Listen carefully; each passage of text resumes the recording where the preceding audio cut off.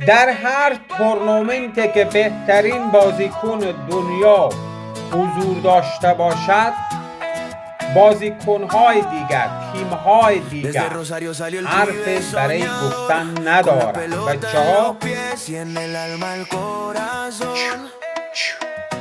دیشب تیم آرژانتین توانست حریف خود را 3-0 شکست دهد و خط نشان برای تیم‌هایی که مدعی در جام جهانی هستند بکشه. جام جهانی برای لیونل مسی ساخته شده. جام جهانی متعلق به کیه؟ به بهترین بازیکن دنیا، یعنی لیونل مسی. به کی میزی به جام جهانی؟